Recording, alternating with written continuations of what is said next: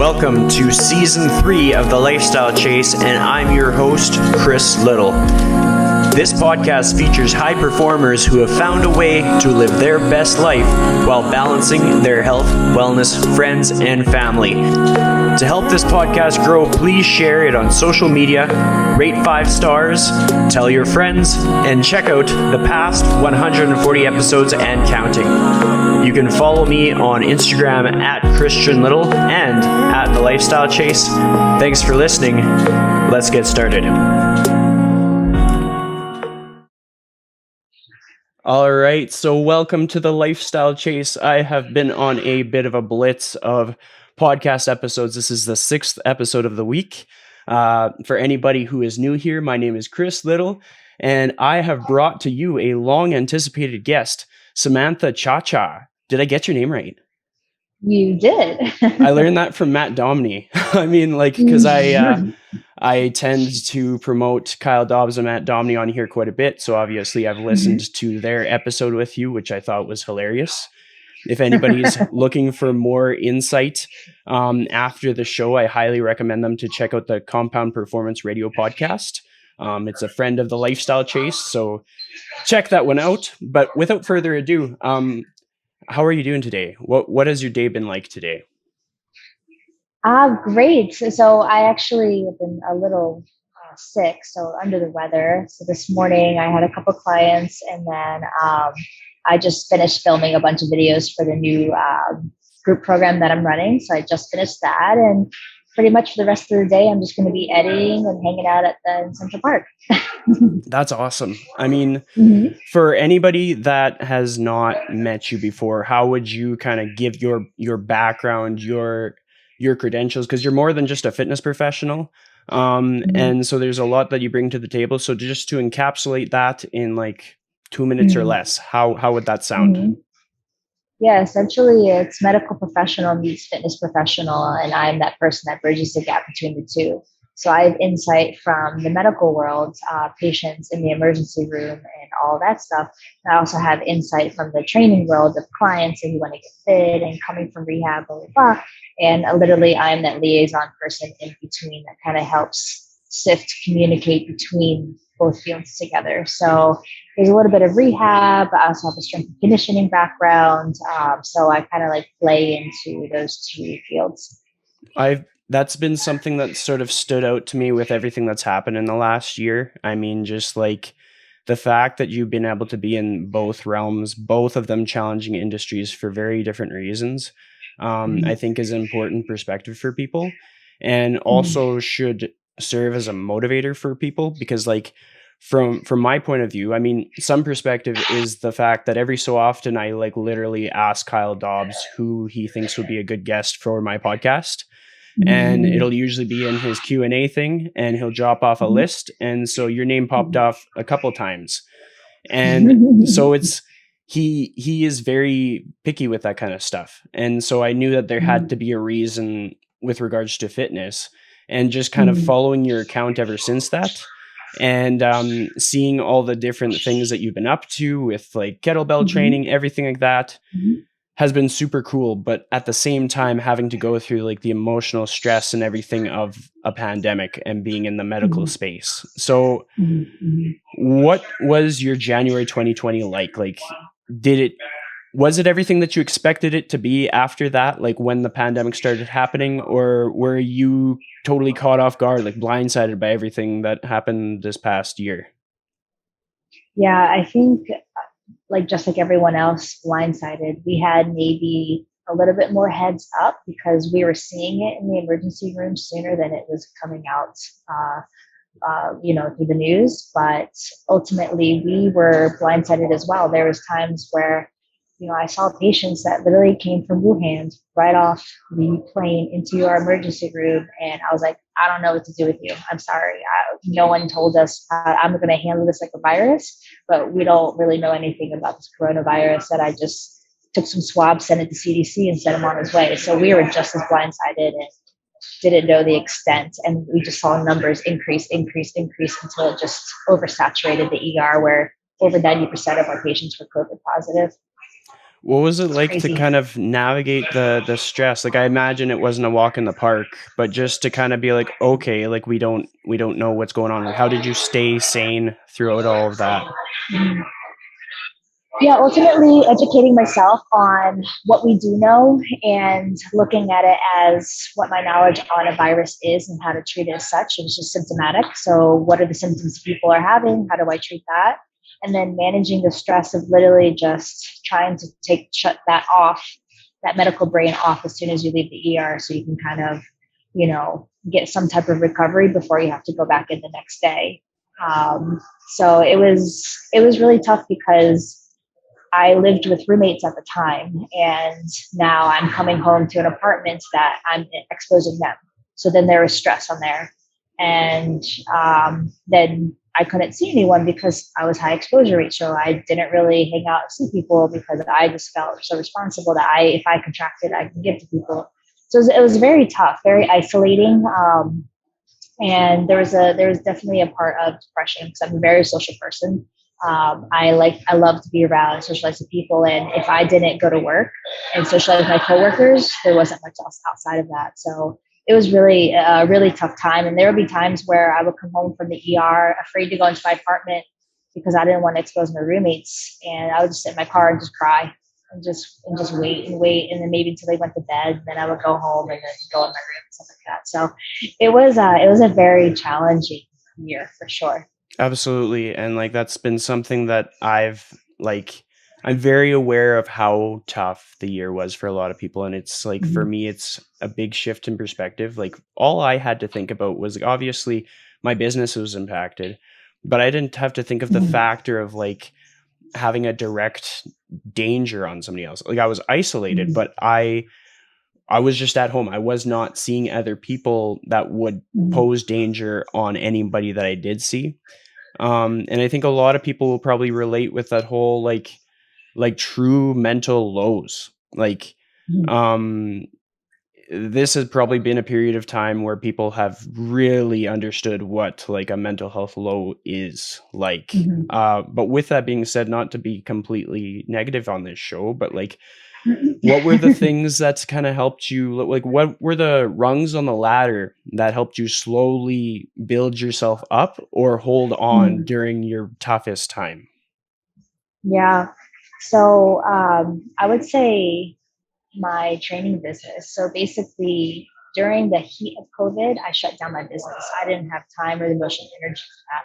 But come towards the end of May, our hours were actually cut in the emergency room because the numbers were low. So I had a lot of free time. I was like, well, I need to figure something out with my time. And actually, I realized that mentally that was helping me kind of get up on the upper of just feeling good of like helping other people through fitness online.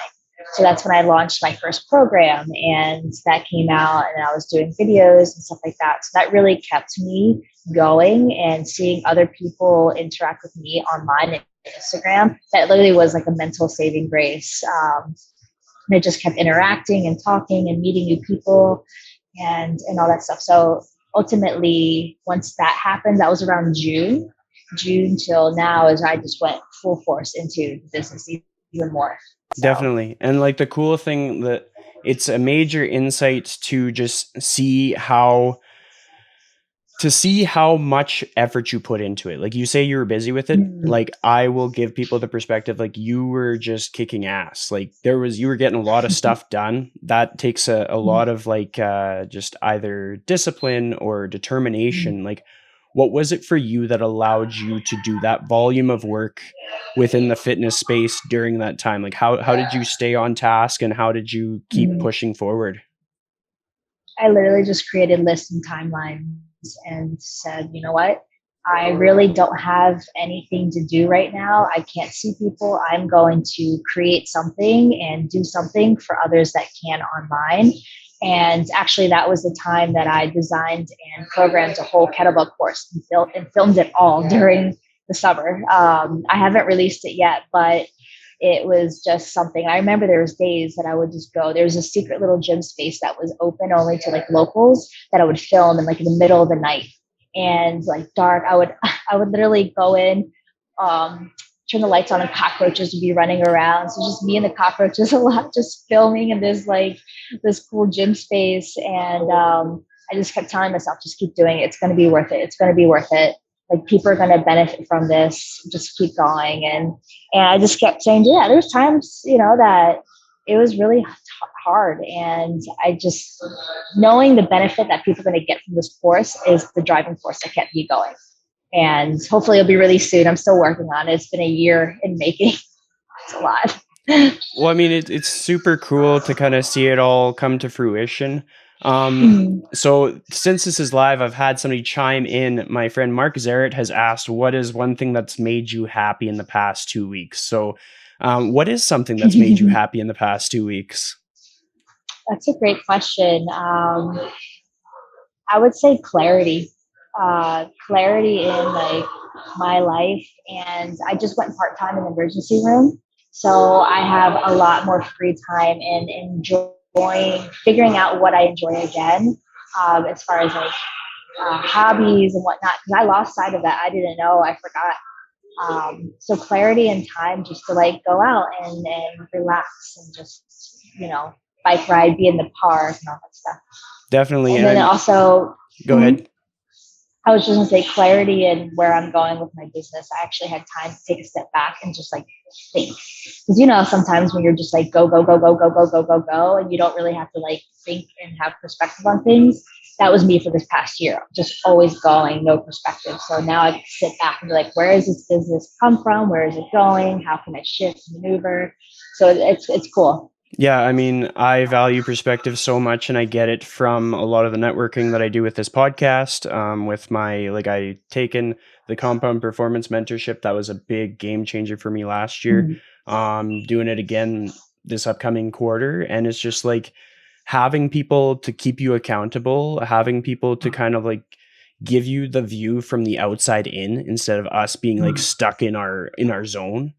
With regards to accountability, like who are the people in your life that hold you accountable to like moving forward and also taking care of yourself, like having those boundaries so that you have a happy life, not just a busy life?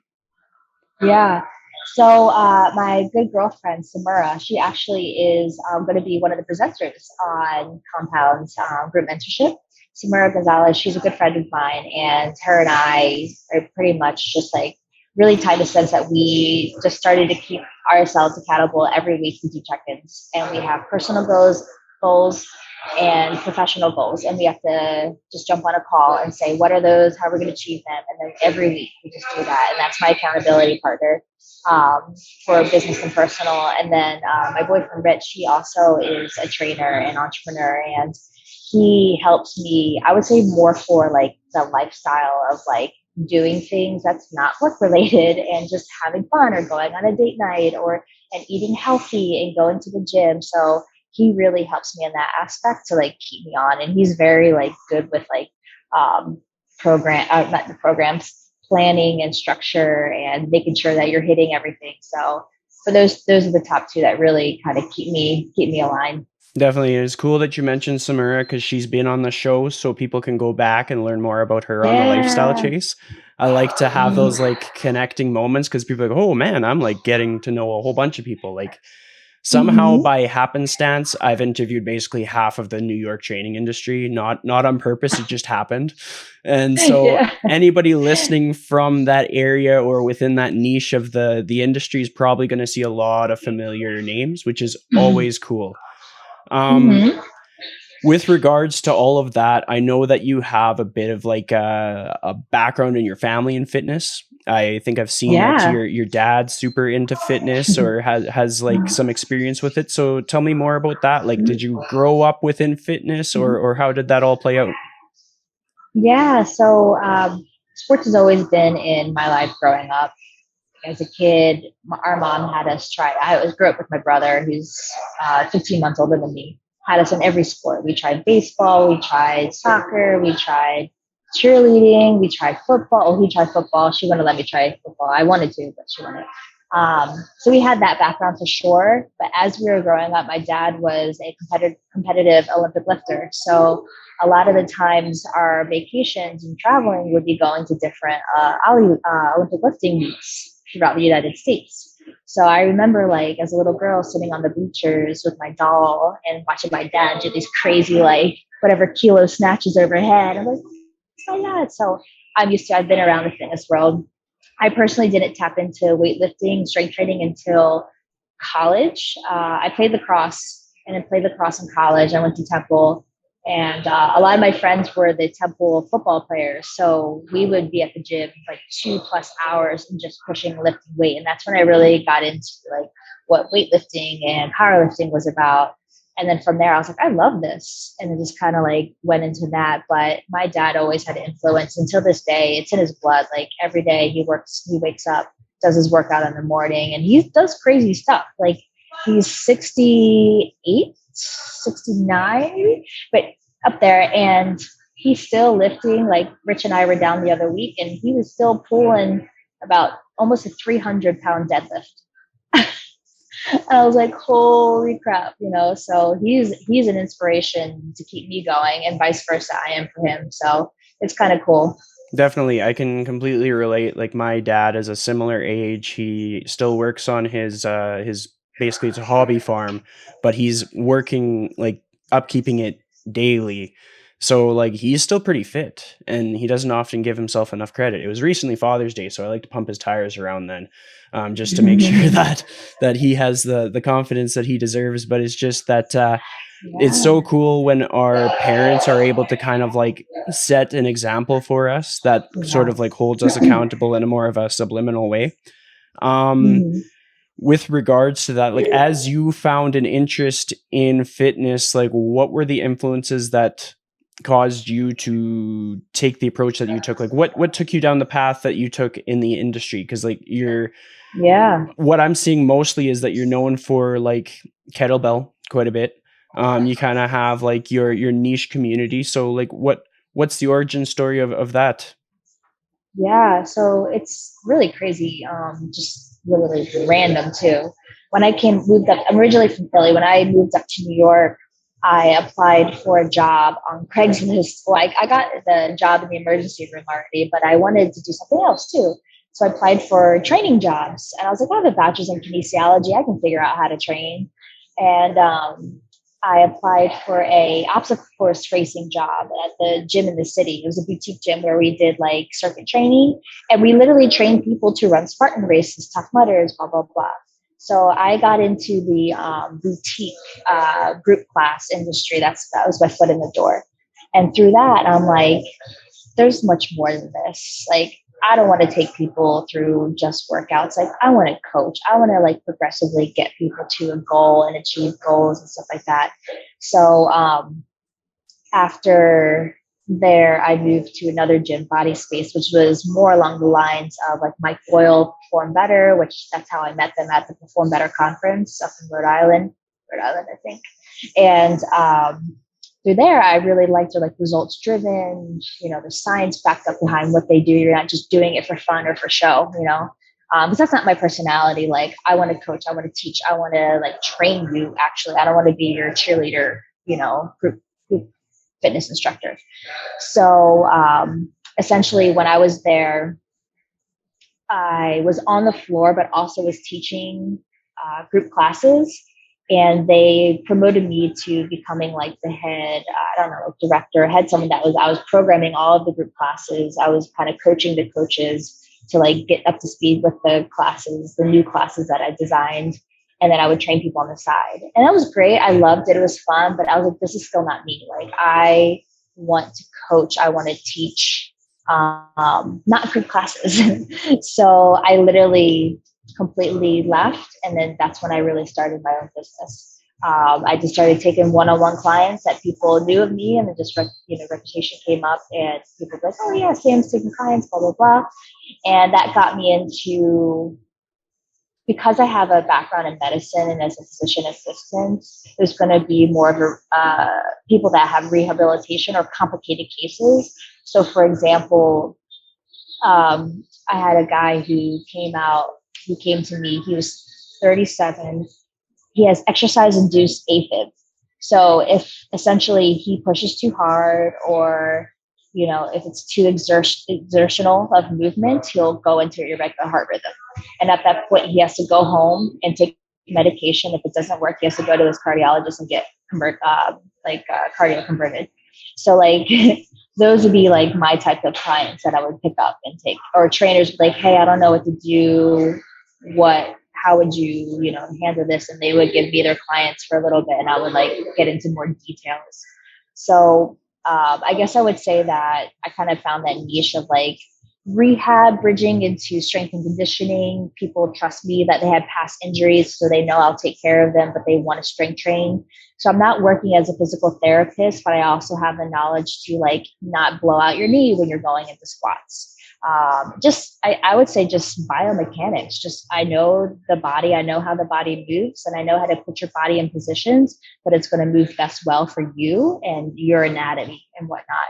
And I think people appreciate that I'm not just giving you routine. That's a standard routine for 5 other clients I'm going to see that day. Like that doesn't make sense. This is personal training. It's personal to you and your body and what you need there and then. So that's kind of like the niche that I picked up. And like, if you see me in my like, one-on-one training sessions, my eyes are just like spanning up and down these people. And I'm looking at the pressure of where their feet are landing in the squats, seeing the angling of their knees. And that's just me. Like I see lines, vectors, force fields, and then I just translate that into what they can understand and say like, hey, why don't we try to fix this, blah, blah, blah, blah, blah. So that's it's a very complex system going on in here, but no, that's why I just try to like, I think that's how people that's how they network. They find people whose brains work similarly. I know, like, as you're describing that, it kind of stands out to me because I remember my entry into the industry. I started out being a spin instructor, and I thought that would be cool. But then I started to realize like I'm not getting the same fulfillment as what I would get if I had a more meaningful role in somebody's like lifestyle, in that if I could get them to lift in a way that also changed how they walked up and down stairs, how they were seated, how they recovered, how they slept, like that would be more meaningful than just playing like dubstep and like getting their heart rate up kind of thing. Right. So all of that makes sense. It's all very relatable. With regards to like when you were figuring out your continuing education, I feel like you would be fairly particular about where you're going to learn from or who you're going to learn from. What's your criteria for picking that out? Because so many people are like navigating the playing field of all the different minds to learn from. Like, how do you go about that for yourself? Yeah, that's a great question. I was actually never asked that question before. Research, definitely doing my research and seeing what's involved in the cert. What is the background? Obviously, coming from a science background, I'm like, what's the science behind it? If there is, does this make sense along the lines of what I believe in, or something that's new that I need to be open to? And then just the credibility of the certification, of how long it's been around, what is the quality that they're giving, and what is my takeaway? That was the biggest question when I finally made that click decision, is what is going to be the takeaway? Is it worth it? So for example, when my first certification was it Strong First? Yeah, it was Strong First, kettlebell. And I remember doing research between the different kettlebell certs, and I really liked their niche for details. Because as you know, with kettlebells, you have to be very, very detailed with what you do, or you can hurt yourself.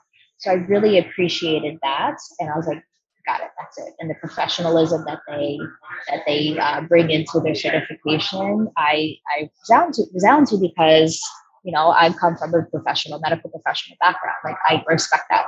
So stuff like that, I'm not in of like, what's the coolest trend or what is. It's funny enough, when I did it, and maybe 2 or 3 years later, Strong First became the trend and everyone was doing it because everyone was doing it. I'm like, y'all don't know, this has been around.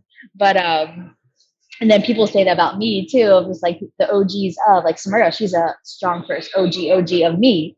So she would say the same thing. But there's like other certs out there that I just thought more or less were a joke. But I think what is important for me when you're choosing a cert is there in person. So I have never taken, minus the CSCS, because I'll tell you about that later. But there's never been a cert I didn't take that didn't have an in-person component, because I'm all about learning in spot, especially when it comes to trading, because we're on the floor with people. You have to be tested on the floor with people. So the CFSC with my foil I took, the strong first, all that stuff. So the CSCS I ended up taking because it was primarily for to, if you're going to be a guest speaker in large crowds, having that is a great credentialing. It's literally for the letters CSCS. And I know I'm saying this in a podcast, but it's the truth.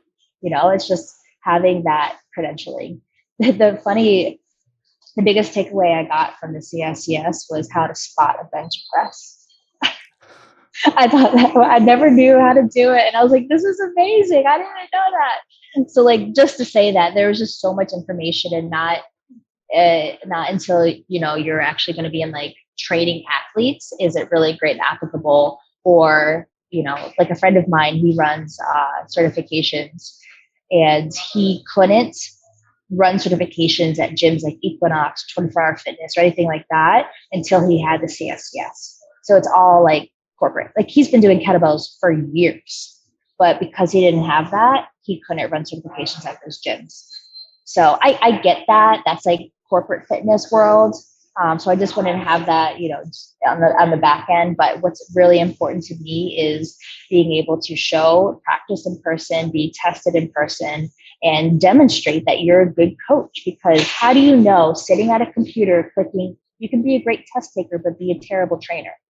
And that, I don't think is right, because I see so many trainers on the floor that are horrible. And I was like, have you ever had any guidance, anything like that, So that's kind of like my take on certifications, and what can you get out of it to be able to reproduce and be a good coach on the floor for your clients. Definitely. Like, I think sometimes people will like go through podcasts and find someone that they aspire to be like, and then they will just like listen to a whole bunch of different episodes, and to just drop nuggets like that could help someone with their career. Like, I know that I mean, I probably listen to more episodes of podcasts than anyone that I know.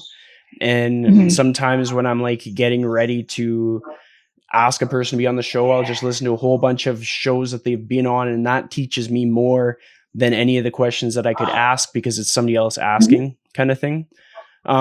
Something else that sort of popped into my head as you were telling me about like your training career journey, something that I've learned in my own career is like the lessons that we learn from our clients. Like oftentimes it can be like a spot that makes us kind of like think like, how do we do this? Or I wasn't expecting feedback like that from a client, or this was not a situation that I anticipated I'd be in. Like, have you ever had a moment like that that kind of caught you off guard, but sort of like was a big moment in your career as far as like how you did things, or how you saw things, or how you coach things? Yes, that is, it's hard, because I like literally, as you're saying that, I thought of like 50 different situations. And I think it's always, for me at least, it's always evolving. Every time I'm with a client, every time that I interact with them, I'm learning something new. And that is just another like change in path. And I obviously have like a skeleton of what I use, but I'm learning every single time I'm with them. And it's just forever evolving. So for example, there's a client that I'm working with online right now. I'm actually prepping him for a strong first start, and we're going through the snatch test. And he really has a hard time with endurance, snatch endurance. So we're working on that. And I have a very specific protocol that I like doing, but I'm learning with him that this may not work for him, even though it's based off of science and based off of energy systems, blah, blah, blah, blah, blah. It's just not clicking with him and his system. So I'm like, holy shit, Sam, like I need to take a step back and be like, is there something else that you can do that will help better serve him, So stuff like that. and whatnot. But there's like literally, I see it as ever evolving. There hasn't been one situation or moment where I was like, I'm, it's like life changing. It's just, it's always changing in that aspect. That's definitely a big takeaway for people. Like as of late, I've had a lot of newer trainers in like the Edmonton, Alberta community that have reached out to me, and I'm like, look, like I am not the most experienced trainer in the room. Don't take all of my advice, but like the advice that I give them Mhm. is like pay attention to the lessons that you can learn from every single person you work with on the Mhm. floor. I mean, like, Mhm. I usually tell people find ways to just like get in front of as many people as you can as a trainer, Mhm. whether it be like the consultations that people offer or just the conversations, like being a resource for like their niche community. Mhm. But it's just like that's all it is. It's not too much more complicated than not too much more complicated than just answering questions to the people that have questions. Mhm. Mhm. Mhm. Yeah, I think it's really important. Sorry, I think it's really important to first be an observer, be a listener, and you gain so much more. You get so much more information from that, and then reacting to that and from that. Definitely. Something that you've kind of come to in the last couple months is your whole transition to like dial back on the medical field and lean more Yeah. into fitness. Like how did that come to be aside from just like balancing your own sanity? Like what was the fruition of that? Well, literally, I was going to lose my mind. So I was like, if I don't change something, I will lose my mind. And ultimately, business picked up, and I had so many plans how to grow the business, but I couldn't do it because of time. I was just didn't have time, and the ER is picking up again. So when I'm done with my shifts, I'm exhausted, and the next day I was like, I don't want to, because as everyone knows, running a business it's a full time job, and working 12 hours in the ER is very stressful. So that picks up on you, and now I'm trying to have a balanced life of maintaining friendships, relationships, and stuff like that. So I was like, you know what? It's not worth it. I want to dive into my passion. I've been in emergency medicine for 8 years already. I've done it all. I mean, 8 years is good. It's not long time, but I worked in the Bronx. I'm at a level 1 trauma center now. I was like, you know what? I can take a little step back and give my business a chance to really let it flourish and grow, because it grew with me doing it half-assed, not half-assed. I always put 100% into it, but it grew with me still working full time and not fully giving my 100% attention to it. Now that I can, I'm so excited to see how this is going to pick up, how this is going to grow for the next couple of years.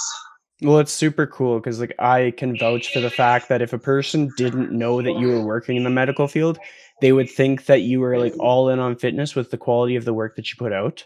And it pops up in lots of people's feeds. So it's like you kind of have that when other people are attesting to the quality of what you're putting out, then you know Mm, it's good. Like it's one thing for us mm, to pump our own tires, but when we have like peers and colleagues and mm, friends and even like mentors and everybody just saying, "Hey, like this person knows their stuff." Like that's a pretty big mm, deal, which is like a mm, big motivator for me to get you on the show because like something that pops up for me is so often like females in the industry don't necessarily have like someone that they can aspire to be. They have their Mike Boyles, they have their Eric mm, Cressys, they have their Dean Somersets and like everybody under the sun, but they don't mm, necessarily have as like broad a variety of mm, females in the industry. So that's kind of what I try to do. I try to make sure that I'm like walking my talk and introducing people to cool people that like work their ass off, defy the odds, and kind of mm, like set the example. Um, mm, for yourself, who are there people in the industry that you look up to, or is it more of a just work your butt off and keep your head down kind of thing? mm. Yeah, I would say the number one person who is actually my friend, but is she's a physical therapist out in LA. Her name is Jen. Now, recently for Brony, she just got married, but she runs mobility programs, sales programs online, completely online. But her as a human being, as a core, she's such a good person. And she literally just magnifies that out to everyone that she talks to and communicates with online. She has a very large following, but she makes you feel so personable. And no matter what, out of her 650, whatever thousand followers she has now, um, she makes you feel special. And I really like that about that. And she's also crushing it in the game. She knows exactly how to target people, how to hit, do everything about running a business and also be a good person in the meantime too. And that's really important to me is she's not losing herself and who she is at her core with her business. It's literally, it is her business. And I feel like sometimes some people can get lost in that and lost in what society wants, lost in what social media wants, and they lose who you are. And she's someone that never lost that. So I look up to her in that aspect. I look up to her in just um, her success in her business. And she, has taken me on as like a mentee and helped me through calls and just like getting me where I'm at. And she was actually the first person that inspired me to build and grow my social media because ultimately she's like, Sam, this is free marketing. Like, your stuff, show people what you know. You don't have to be that Instagram model or when people look at you in that way. Like, show them your brains, what you're made of. And that inspired me to pick it up. And that just kind of like was a domino effect. And it's how I am. Here I am now. Well, that's super cool because that's something that I try to preach as well. I'm like, just like find good people with integrity. Mhm. Seek those people out like a heat-seeking missile.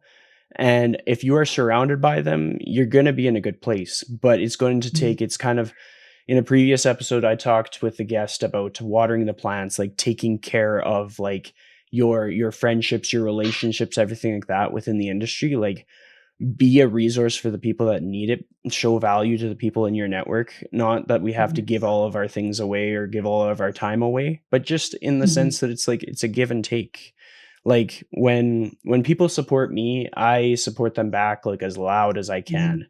And Mhm. anytime I've shown support to someone in the industry, they tend to reciprocate it. And if they don't, then that is a sign, like that is just fate telling us what direction we got to go. And it Mhm. gives us an influence as to our boundaries that we have to set in order to keep our ship afloat because we're not for everybody.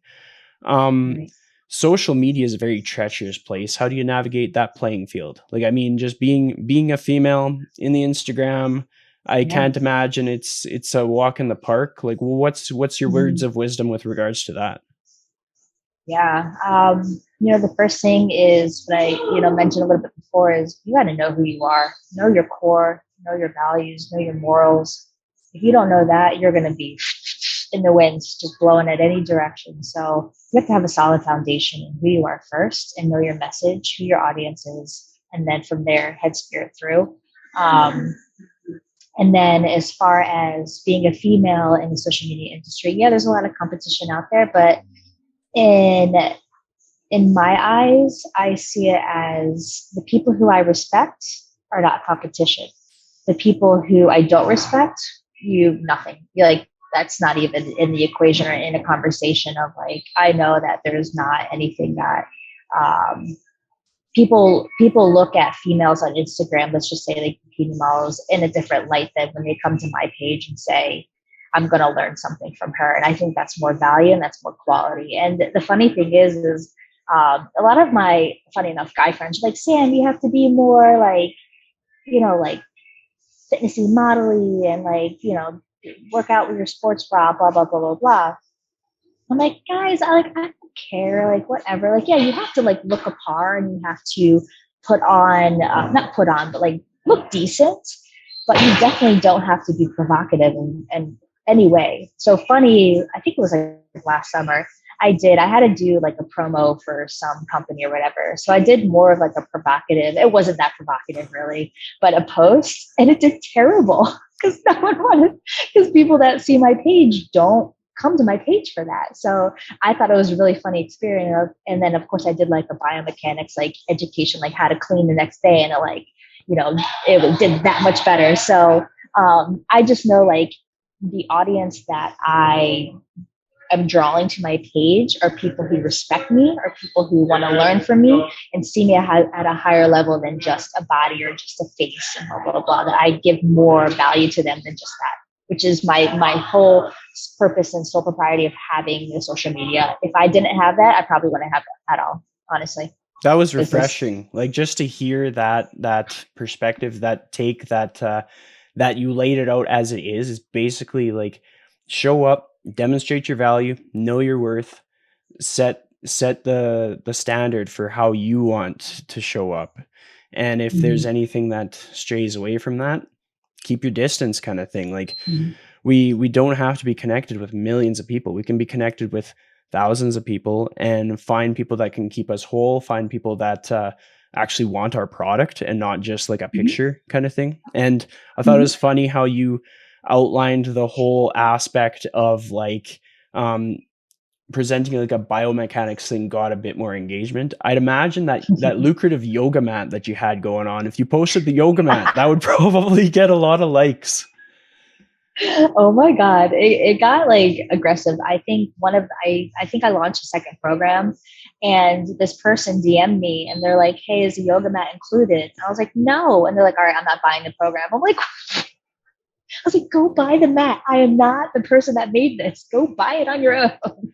It was So so funny. what's the deal with the mat? Like, what are the characteristics that make it so awesome? And like, yeah.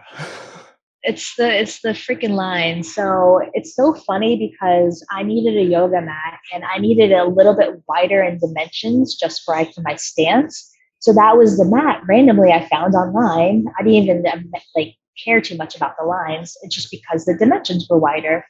And then once I started making videos with it, people were like, oh my God, the lines. And I'm like, this is an alignment mat. You never seen this before? It's a standard alignment yoga mat, but clearly not. And again, my audience is more strength conditioning people. So there's probably not a lot of yogis on my page. But I was cracking up. I'm like, you guys never see a line mat before? But they loved it because then they can line their feet up and then they can, when they're doing the Turkish get up, they have a little reference point. So that makes sense. But till this day, if I post a video, I'll get at least one person, yo, where'd you get that mat? I actually became an affiliate with that company because of it. Because so many people are reaching out. I reached out to them. I was like, hey guys, I can give you a lot of sales. Like, give me a discount code so I can help these people out. So they got back to me and had a discount code. And the funny thing is, I don't know if it was directly from me, but I put it out on Instagram that I have a discount code, blah, blah, blah. And then literally the next day, they were sold out in that mat online. I was just like, interesting. Was that coincidence? Honestly, it was But I don't probably know. connected because like it was just basically that was I would follow everybody's social feeds and I'd see your story and it was all about this yoga mat. It was like that's all you had for the week kind of thing. I was like, holy cow, like Yeah, what is with this mat? Like just take a Sharpie and a yoga mat. Like I know. but super cool My, and really cool that you're able to kind of turn that into something that could support your career. Like there's mm-hmm, nothing wrong with affiliate marketing. There's something to be said about affiliate marketing when it's genuine and authentic and it's something that you really mm-hmm, believe in. That's exactly. why it takes me a while to find like what would suit me because I'm like, I don't know. Like I don't want to put my name on something that Mm-hmm. I wouldn't believe in to the end of time. Right. And hopefully like when people listen to my show and they hear me promote something, they understand like there's a lot of weight behind that. So like Mm-hmm. just with anybody's program kind of thing. With that being said, like you say, you're not quite sure when your program will be out, but like, how do people connect with you when they want to know more about what you have to offer, kind of thing? Like, what are your channels of communication to connect with people? Yeah, the biggest one is Instagram is my fitness. And that's at Ciaccia, or I say Ciaccia still, but SCIACCIA. That's kind of like where all of my like education is. I do have a YouTube that I'm putting a huge exercise library on YouTube that is free. It also is what I draw from to design my program. So you're ever like, what does it look like? You can go on there and see. And YouTube is just Samantha Ciaccia, or you're saying it's Ciaccia, but I can tell you that story of why I keep saying Ciaccia. Um, but ultimately, Instagram is the main page that you can get a hold of me. And I have programs out. This course that's coming out is completely different. It's actually like an educational course, like chapter one, module one. You're going to actually go through how to set up for the deadlift, how to position for the deadlift, how to breathe during the deadlift, blah, blah, blah, blah, blah, for like 15 different exercises that's kettlebell related. So it's going to be kind of like, we give it like kettlebell university. you're just kind of like learning the details of movement versus going through a program. So I'm super excited. I'm thinking of launching it January 2022. It's just taken me forever to get done, primarily because I just didn't have the time. So it's been sitting for a year, and now I have a team now that's kind of helping me work on it. So I'm super, super excited to launch that. And that ultimately stemmed by questions. People are like, hey, do you have a course? Hey, do you do a certification? Blah, blah, blah. I'm like, well, you guys asking enough. Maybe I should just do one. So I did.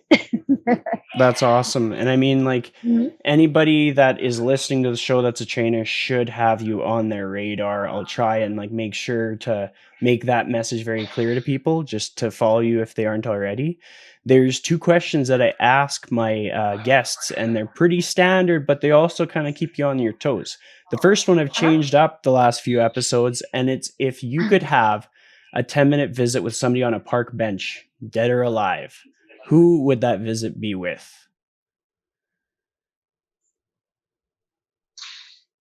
That's a great question. Who would that be with? Oh my gosh, I honestly don't know. Um, I'm trying to think of someone. It would be, uh, I guess, okay. I'm going to answer this differently. There's not one person I have in mind, but anyone who has started up and run a successful business, like Elon from Tesla, Yeah, Elon Musk. Elon Musk. Yeah. Musk. I would love to sit and chat with him of just like from the beginning to end. How did you get there? Why did you think this way? Why did you do this, this, and this? And one thing that actually I took from him, I was listening to him and one thing when he said, create a product and just keep making that product better and better and better versus having 5 or 7 different products out there that are just, like lukewarm, but just keep improving that product. And that always stuck with me. So when I think of my product or my programs, there's not much, but I'm just improving them, getting feedback, surveys. How can I improve this? Blah, blah, blah. And that really stuck with me. And I really think that's a key to a successful business. Just improve what you have. That was cool that you kind of went with that angle because it's a big part of why I do podcasts. Like every so often I interview restaurant owners or I interview musicians or people who have overcome illnesses or loss because like there's so much that I can get from how they've showed up, and it keeps me out of the echo chamber of fitness. Like otherwise I'm just like it's conversations with my buddies around the industry and their buddies, and it's just like everybody's like validating each other. When I go outside of fitness, it helps me with fitness. And so it's cool that Same. you took that approach. The next thing is you're going to give my audience a challenge for the day. And it's kind of something that you think will help them out, but something unique to you. So you can think outside of the box, you can keep it simple, but when you have one ready, just be like your challenge for the day is, and just let them have it. Yeah. So my challenge for the day is from now until the end of the day, you're going to choose one movement and 5 reps. And you're going to do that every hour on the hour. Just one movement, 5 reps. Keep it simple. So if it's a push-up, do 5 push-ups every hour on the hour. It takes 10 seconds. You can do it. 5 squats every hour on the hour, just to move, just to implement movement. That's better than not doing anything at all. And I say that because I do that when I'm doing my shifts, when I'm busy and I'm in the hustle and I don't have time to designate 1 hour out of the gym, 2 hours out of the gym is just little movements, grease the groove here or there. So from now till let's say after dinner, choose a movement, 5 reps every hour on the hour. That's Challenge. awesome. That's such a good challenge because it simplifies like fitness. So many people kind of come up with excuses for why they can't do the thing. Now they no longer have any excuses. Exactly. And with that being said, I'd like to thank you so much for finally coming on the show. As I said, it's I bugged you so much on Instagram to get you on here, so I was so happy to have you on this week. But yeah, thank you so much. I appreciate the persistence.